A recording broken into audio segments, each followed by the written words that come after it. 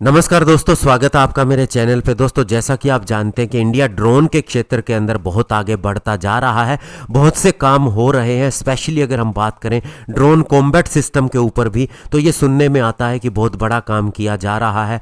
Army air force की तरफ से ऑर्डर भी दिए जा रहे हैं। लेकिन दोस्तों, इसकी क्रेडिबिलिटी के ऊपर कभी कभी शक भी हो जाता है, क्योंकि इंडिया की टेक्नोलॉजी अभी इस क्षेत्र के अंदर इतनी ज़्यादा नहीं है। और अगर दुनिया में किसी की ड्रोन क्षेत्र के अंदर सबसे ज़्यादा पावर है, सबसे ज़्यादा बड़ी टेक्नोलॉजी है जिसके ऊपर विश्वास किया जा सकता है, तो वो है यूनाइटेड स्टेट ऑफ अमेरिका। और अब बड़ी बात होने वाली है ये कि इंडिया और अमेरिका मिलकर इसके ऊपर काम करेंगे और अमेरिका की तरफ से टेक्नोलॉजी भी प्रोवाइड की जाएगी। और इसके अलावा दोनों देश मिलकर भी नेक्स्ट जनरेशन की टेक्नोलॉजी डेवलप करेंगे। ऐसा हम क्यों कह रहे हैं, आज इसी के ऊपर बात करेंगे। चलिए दोस्तों, शुरू करते हैं।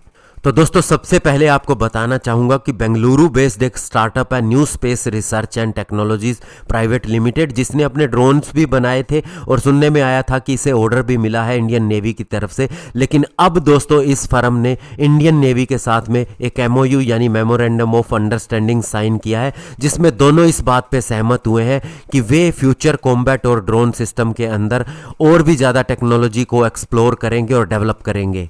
और दोस्तों, ये संस्था बहुत ज़्यादा सफल है। इसके पीछे एक कारण ये भी है कि ये न केवल इंडियन एयरफोर्स और इंडियन गवर्नमेंट की DRDO के साथ में मिलकर काम कर रही है, बल्कि दोस्तों ये US की एयरफोर्स की रिसर्च लैब के साथ में भी मिलकर काम कर रही है एक अलायंस के रूप में।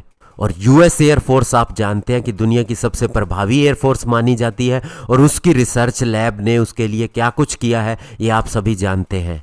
और अभी आपको बता दें कि US नेवी के चीफ ऑफ नेवल ऑपरेशन, जो कि US नेवी एडमिरल माइशल गिल्डे हैं, वे इंडिया के 3 दिन के दौरे पे आए हुए हैं। उन्होंने new space research technology private limited के समीर जोशी के साथ में इंटरेक्शन की, और दोनों देशों ने भी इस बात के ऊपर सिग्नल दिया है कि वे नेक्स्ट जनरेशन टेक्नोलॉजी के लिए और ज़्यादा आगे बढ़ेंगे और कोऑपरेट करेंगे दोनों कंट्रीज़ के बीच में।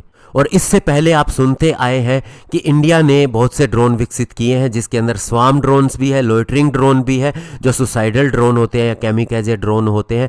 लेकिन दोस्तों, इंडियन नेवी को भी एक शिप बेस्ड स्वार्म ड्रोन चाहिए, लोइटरिंग म्यूनिशन चाहिए। और सबसे बड़ी बात, एक deck based loyal wingman programme के लिए भी वह काम करना चाहती है, जो कहीं ना कहीं twin engine deck based fighter jet programme के साथ में चले या फिर उसके जैसा हो। और अब इंडिया और अमेरिका इस कंपनी के थ्रू मिलके इसे डेवलप कर सकते हैं। अभी इंडियन आर्मी ने रिसेंटली ही 200 करोड़ रुपए के ऑर्डर दिए थे स्वार्म ड्रोन्स के लिए new space research and tech और नोएडा बेस्ड फर्म रैफी को।